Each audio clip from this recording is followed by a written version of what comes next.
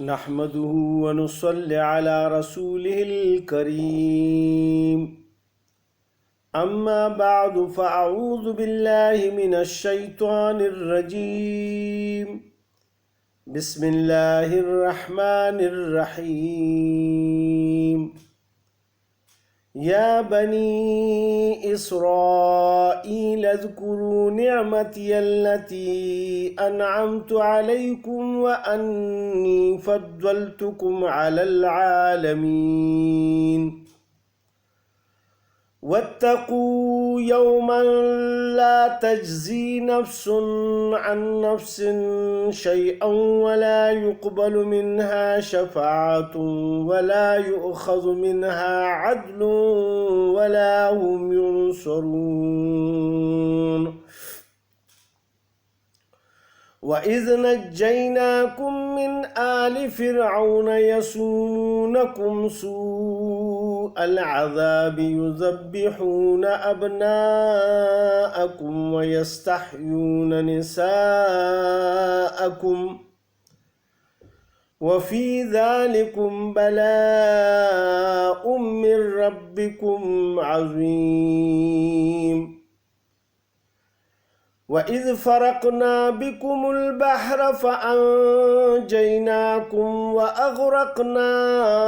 آلَ فِرْعَوْنَ وَأَنْتُمْ تَنظُرُونَ وَإِذْ وَاعَدْنَا مُوسَىٰ 40 لَيْلَةً ثُمَّ اتَّخَذْتُمُ الْعِجْلَ مِن بَعْدِهِ وَأَنْتُمْ ظَالِمُونَ ثُمَّ عَفَوْنَا عَنْكُمْ مِن بَعْدِ ذَلِكَ لَعَلَّكُمْ تَشْكُرُونَ وَإِذْ آتَيْنَا مُوسَى الْكِتَابَ وَالْفُرْقَانَ لَعَلَّكُمْ تَهْتَدُونَ وَإِذْ قَالَ مُوسَى لِقَوْمِهِ يَا قَوْمِ إِنَّكُمْ ظَلَمْتُمْ أَنفُسَكُمْ بِاتِّخَاذِكُمُ الْعِجْلَ فَتُوبُوا إِلَى بَارِئِكُمْ فاقتلوا أنفسكم ذلكم خير لكم عند بارئكم فتاب عليكم إنه هو التواب الرحيم صدق الله العظيم۔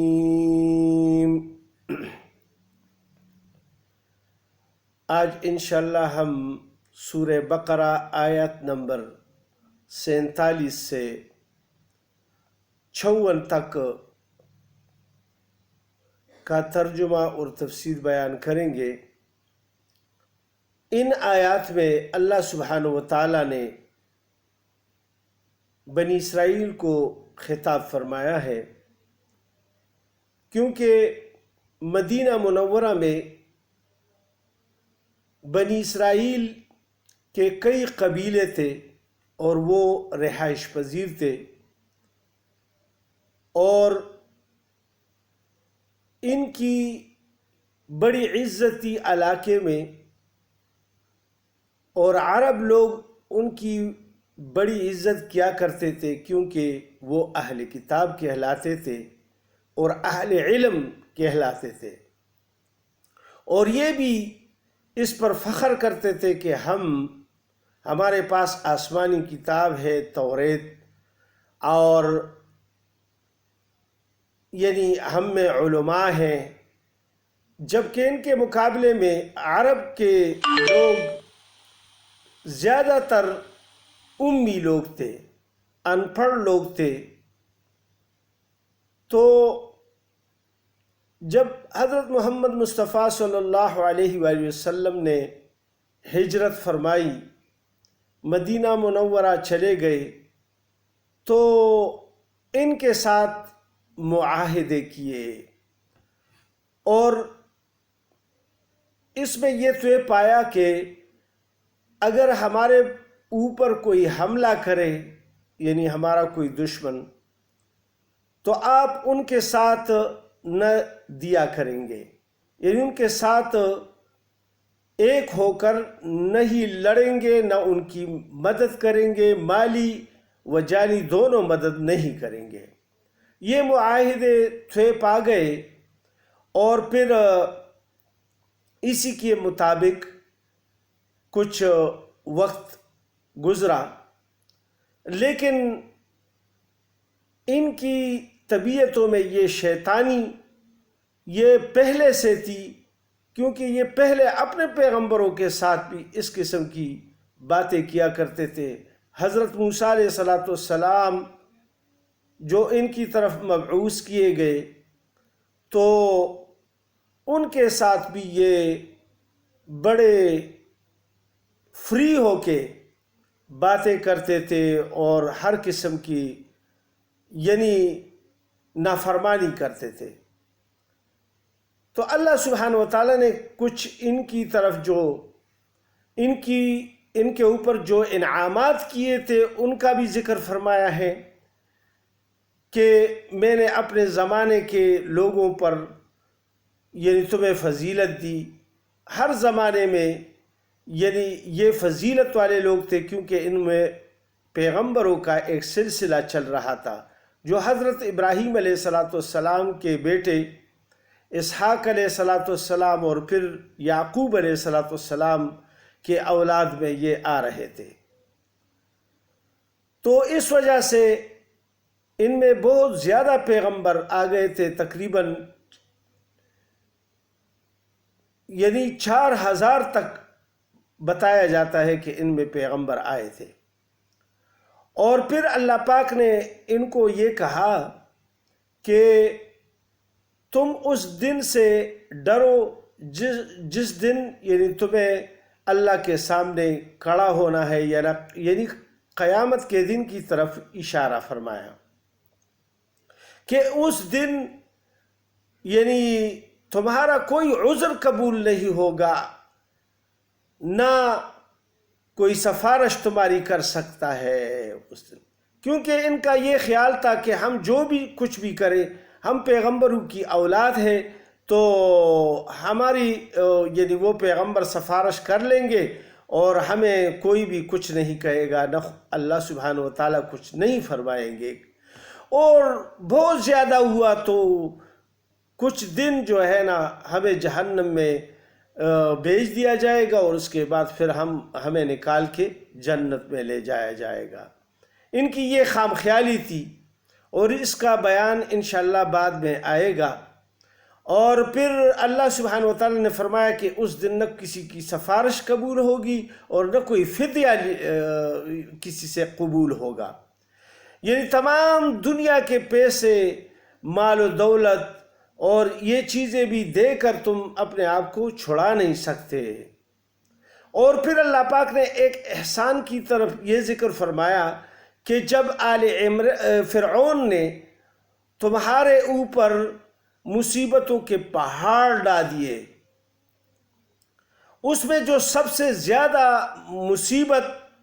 اور عذاب تھا اس کا ذکر فرمایا، اور دوسری باتوں کا ذکر نہیں فرمایا، کیونکہ وہ اس کے مقابلے میں ہلکی باتیں تھیں۔ لہٰذا اللہ پاک نے یہ فرمایا کہ جب آل فرعون تمہارے بچوں کو تمہارے ماؤں کی گودوں میں ذبح کیا کرتے تھے اور تمہاری بچیوں کو زندہ چھوڑا کرتے تھے، لیکن تم اس وقت ان کو کچھ بھی نہیں کہہ سکتے تھے، کیونکہ تم اس وقت ان کی غلامی میں زندگی گزار رہے تھے۔ تو اللہ سبحانہ و تعالیٰ نے اس آزمائش سے تم لوگوں کو نکالا۔ لہٰذا یہ بہت بڑی آزمائش تھی اللہ سبحانہ و تعالیٰ کی طرف سے، اور پھر اللہ پاک نے ان کو اس آزمائش سے نکالا۔ پھر 50 نمبر آیت میں اللہ سبحانہ و تعالیٰ نے یہ ذکر فرمایا کہ جب انتہا کو فرعون کی یہ ظلم یہ انتہا کو پہنچ گیا تو اللہ سبحانہ و تعالیٰ نے اس کو غرق کرنے کا ارادہ فرمایا۔ تو پھر ان کو حکم ہوا اور یہ راتوں رات وہاں سے نکلے۔ جب صبح سویرے فرعون کہ لوگوں کو یہ پتہ چلا کہ بنی اسرائیل تو سارے بھاگ گئے ہیں، لہٰذا انہوں نے ان کا پیچھا کیا۔ جب وہ ادھر بحر کلزم کے قریب پہنچ گئے تو ادھر سے دریا تھا اور ادھر سے فرعون کا فوج اور لشکر آ رہا تھا۔ تو انہوں نے موسیٰ علیہ السلام کو کہا کہ آپ نے تو ہمیں غرق کر دیا، تباہ و برباد کر دیا، اگر ادھر جاتے ہیں تو یعنی دریا میں ڈوبتے ہیں، اور اگر نہیں جاتے تو پیچھے سے فرعون آ رہے ہیں اور ان کے ہاتھوں میں تلواریں ہیں اور ہماری گردنیں اڑا دیں گے۔ تو موسیٰ علیہ السلام نے ان کو تسلی دی کہ فکر نہ کرو، میرے ساتھ اللہ ہے۔ اور پھر اس نے اللہ سے درخواست کی، اللہ پاک نے فرمایا کہ یہ اپنی لاٹھی کو یعنی اس دریا پر مار دیں،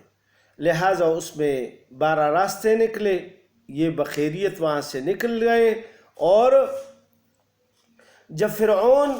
اور آل فرعون کی جتنی بھی فوج تھی وہ اس میں داخل ہو گئے، تو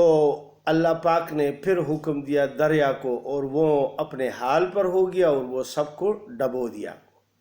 تو اس کا ذکر فرما دیا کہ تمہیں یعنی اس میں سے بچا لیا دریا سے، اور ان کو تمہارے سامنے غرق کر دیا، اور تم ان کو دیکھ رہے تھے کہ وہ ڈوب رہے تھے۔ پھر اللہ پاک نے حضرت موسیٰ علیہ السلام کو بلا لیا کوہ طور پر کہ آپ کو ایک کتاب میں دوں گا تاکہ یہ اس کے مطابق زندگی گزار سکے، کیونکہ اب یہ فرعون کے پنجوں سے یعنی نکل چکے تھے اور یہ ایک مسلمان قوم بن گئی تھی، تو ان کے لیے ہدایت کے لیے ایک کتاب چاہیے تھا کہ یہ اس کے مطابق زندگی گزار سکے۔ تو اللہ پاک نے کہا کہ تم کوہ طور آ جاؤ اور پھر ادھر میں آپ کو یعنی کتاب دوں گا۔ تو اللہ سبحانہ و تعالیٰ نے فرمایا کہ جب یعنی موسیٰ علیہ السلام ادھر آ گئے اور جب 40 دن وہاں انہوں نے ایک چھلا کاٹا اور 40 دن تک وہ اللہ کی عبادت میں مشغول رہے، اور پھر اللہ پاک نے ان کو تورات عطا فرما دیا، تو پیچھے سے یعنی یہ سارے گمراہ ہو گئے۔ ایک سامری نامی شخص تھا، اس نے ایک بچڑے کی شکل بنا دی سونے چاندی سے، تو اس میں وہ مٹی ڈال دی جو حضرت جبرائیل علیہ السلام کے گھوڑے یعنی کے پاؤں سے اس نے حاصل کیا تھا، اور وہ اس کے منہ میں جب ڈالا تو وہ اچھلنے لگا اور پھر کہنے لگا کہ یہ ہے تمہارا خدا، ادھر جو ہے نا اس کی عبادت کرو۔ موسیٰ علیہ السلام تو کوہ طور پر گئے ہیں اور یہ دیکھو یہ اللہ جو ہے نا ادھر آئے ہیں، نعوذ باللہ۔ تو یہ ان میں سے کچھ لوگوں نے یعنی اس کو سجدہ کیا، اور پھر اس طرح یہ کفر میں چلے گئے۔ تو اللہ پاک نے پھر فرمایا کہ یعنی میں نے تمہیں بخشش دی۔ موسیٰ علیہ السلام آئے، بڑے غضبناک ہو گئے، اور پھر ان کے لیے اللہ پاک سے دعائے مغفرت کی کہ یعنی ان کی یہ گناہ معاف ہو جائے۔ تو یعنی موسیٰ علیہ السلام کو اللہ پاک نے حکم دیا کہ ان کو یہ حکم کرو کہ تم ایک دوسرے کو قتل کرو، یعنی جن لوگوں نے عبادت نہیں کی ہے بچڑے کی، تو وہ لوگ یعنی ان لوگوں کو قتل کرے جنہوں نے عبادت کی ہے، تب ان کی جو آخرت کا وبال ہے وہ ختم ہو جائے گا اور گناہ معاف ہو جائے گا، لیکن یہ ہے کہ ان کی یہ زندگی ختم ہو جائے گی۔ لہٰذا اسی طرح ان کا وہ کفر والا گناہ جو ہے نا دھو دیا گیا، اور انہوں نے اپنے آپ کو پیش کیا اور پھر اسی طرح یہ سارے قتل ہو گئے جنہوں نے یعنی بچھڑے کی عبادت کی تھی۔ تو اس طرح اللہ سبحانہ و تعالیٰ نے ان آیات میں یعنی یہ سارا ذکر فرمایا ہے۔ اب ہم ترجمہ پیش کرتے ہیں ان آیات کا۔ یا بنی اسرائیل اذکروا، اے بنی اسرائیل یاد کرو، نعمتی التی، میرے اس احسان کو جو میں نے تم پر انعمت علیکم تم پر کیے، وانی فضلتکم، اور اس کو کہ میں نے تم کو بڑائی دی، فضیلت دی، علی العالمین، یعنی اس وقت کے لوگوں پر، یعنی اس وقت جو عالم تھا، یعنی جو لوگ تھے ان میں یہ فضیلت والے لوگ تھے، کیونکہ یہ اہل کتاب تھے اور پیغمبر ان میں موجود تھا، جبکہ اور علاقوں میں یعنی نہ پیغمبر تھا نہ کتاب تھی، لہٰذا اس لیے اللہ پاک نے یہ فرما دیا۔ پھر اللہ پاک فرماتے ہیں وَاتَّقُوا يَوْمًا لَا تَجْزِي، ڈرو اس دن سے کہ کام نہ آئے کوئی شخص، لا تجزی نفس، یعنی کوئی شخص کوئی کام نہیں آئے گا، عن نفس، کسی نفس کا، یعنی کسی شخص کا کوئی شخص یعنی کام نہیں آئے گا، یعنی سفارش نہیں کر سکے گا، شیئا، معمولی سا بھی، یعنی کوئی کسی کا کام نہیں کر سکے گا اس دن، ولا يقبل منها شفاعۃ، اور قبول نہ ہو اس کی طرف سے سفارش، یعنی کوئی بھی ان کی سفارش نہیں کر سکے گا، ولا يؤخذ منها عدل، اور نہ لیا جائے گا ان کی طرف سے بدلہ، یعنی فدیہ میں اگر یہ ساری دنیا کی دولت بھی دے دے تو وہ قبول نہیں ہوگا، ولا هم ينصرون، اور نہ ان کو یعنی کوئی مدد کر سکے گا، یعنی مدد کیسے کرے گا کیونکہ اس دن تو اللہ کے حکم کے بغیر کوئی بھی کام نہیں ہو سکے گا۔ پھر اللہ پاک نے یہ فرمایا وَإِذْ نَجَّيْنَاكُمْ، اور جب ہم نے تمہیں نجات دی، من آل فرعون، آل فرعون سے، یسومونکم سوء العذاب،